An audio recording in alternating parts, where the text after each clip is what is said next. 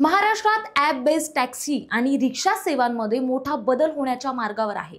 राज्य सरकारने Maharashtra motor vehicle ॲग्रीगेटर rules 2025 या नव्या धोरणाची घोषणा केली आहे। यामुळे भाडं कमी होणार, रोजगार वाढणार असा दावा केला जातोय। मात्र काही संघटना याला जोरदार विरोध करत आहेत। काय आहे हे नेमकं धोरण आणि विरोध का? पहा हा स्पेशल रिपोर्ट। नमस्कार, मी प्राची शिरकर, आपण पाहत आहात प्रहार न्यूज लाईन। मुंबई आणि मुंबईकर, घड्याळाच्या काट्यावर चालणारं जीवन, लोकल, बस आणि रिक्षा टॅक्सी हा अविभाज्य भाग। त्यातच दररोज लाखो प्रवासी ॲप बेस्ड टॅक्सी आणि रिक्षांवर अवलंबून असतात।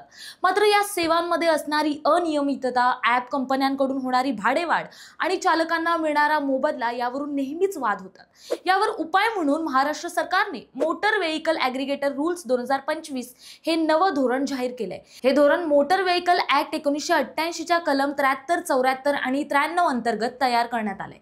यामुळे ओला, उबेर, रॅपिडो सारख्या ॲग्रीगेटर्सना नियंत्रित करण्यात येणार आहे। या धोरणानुसार सर्व ॲग्रीगेटर्सना स्टेट ट्रान्सपोर्ट अथॉरिटी किंवा रिजनल ट्रान्सपोर्ट अथॉरिटी कडून लायसन्स घेणं बंधनकारक आहे। राज्य स्तरावर लायसन्स फी 10 लाख रुपये तर जिल्हा स्तरावर 2 लाख रुपये। रिन्युअलसाठी 25,000 आणि 5,000 रुपये लागतात। फ्लीट साईजवर आधारित सिक्युरिटी डिपॉझिट म्हणून 1,000 वाहनांसाठी 10 लाख, 10,000 वाहनांसाठी 25 लाख आणि त्यापेक्षा जास्त असतील तर 50 लाख रुपये।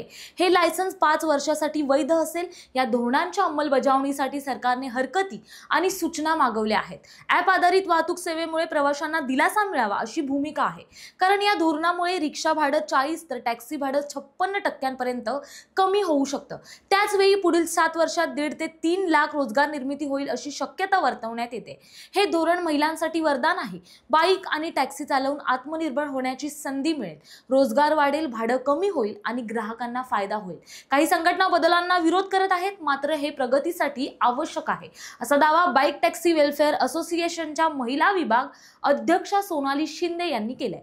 पण हे धोरण सर्वांना पटलेलं नाही। काही संघटना, विशेषतः पारंपरिक ऑटो टॅक्सी युनियन्स आणि गिग वर्कर्स बॉडीज याला जोरदार विरोध करत आहेत। विरोधाचे मुख्य कारण म्हणजे स्पर्धा आणि कमाईवर होणारा परिणाम। बाईक टॅक्सींना वेगळे नियम असले तरी युनियन्स बाईक टॅक्सींवर बंदीची मागणी करत आहेत।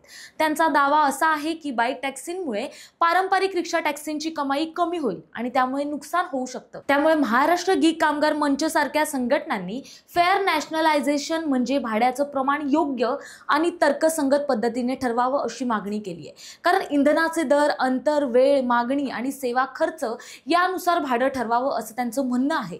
ॲप बेस्ड फेअर्स पारंपरिक ब्लॅक येलो टॅक्सी प्रमाणे असावे। कमिशन कॅप आणि सर्ज लिमिटमुळे ॲग्रीगेटर्स डिस्काउंट देतील, ज्यामुळे चालकांची कमाई कमी होईल असा त्यांचा दावा आहे। नुकतंच 30 सप्टेंबरला मुंबई आझाद मैदानावर ओला, उबेर चालकांनी संप पुकारला होता। यात प्रवासी सेवांच्या भाडेवाढीबाबत आणि त्या सेवा चालवणाऱ्या ॲग्रीगेटर कंपन्यांच्या नियमभंगावर सरकारकडून कारवाई करण्यात यावी अशी मागणी केली।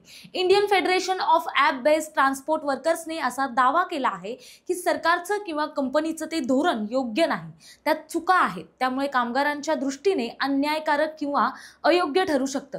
या धोरणांचा कॉर्पोरेट ॲग्रीगेटर्सना फायदा देईल तर पारंपरिक सेवा देणारे चालक बेरोजगार होतील। गोवा टॅक्सी युनियन्सनेही असाच विरोध दर्शवलाय। त्यामुळे या संघटना राज्यव्यापी आंदोलनाची धमकी देत आहेत। तर दुसरीकडे या धोरणामुळे युवकांना रोजगार मिळेल, सरकारने तात्काळ अंमलबजावणी करावी, ग्राहकांनाही फायदा होईल असा दावा असोसिएशनचे सदस्य कुणाल मोरे यांनी केलाय। या धोरणामुळे संघटना आमने-सामने आल्या तरी राज्यातील वाहतूक सेवा अधिक पारदर्शक आणि सुरक्षित होईल असा विश्वास आहे। पण संघटनांचा विरोध पाहता हे धोरण किती प्रभावी ठरेल हे पाहणं बाकी आहे। तुम्हाला काय वाटतं हे कमेंट्स मध्ये नक्की कळवा आणि अशाच नवनवीन व्हिडिओ पाहण्यासाठी प्रहार न्यूज लाईन चॅनलला लाईक, शेअर आणि सबस्क्राईब करायला विसरू नका। धन्यवाद।